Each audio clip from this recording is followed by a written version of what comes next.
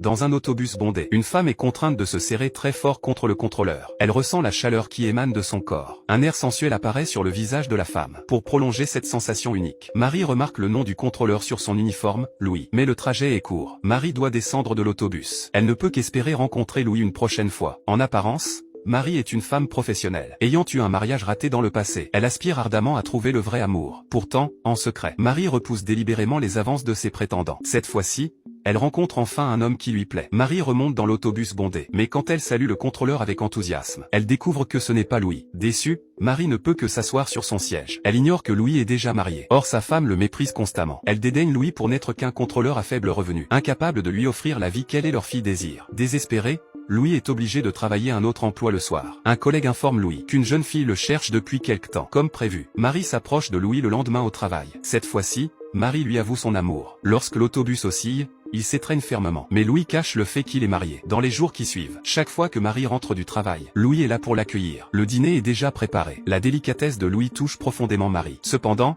sa meilleure amie avertit Marie de ne pas se laisser tromper par Louis, car selon ses recherches, Louis a déjà une femme. Parallèlement, quand Louis rentre chez lui, il découvre que sa femme vit avec son cousin, et sa femme lui ordonne de quitter la maison immédiatement.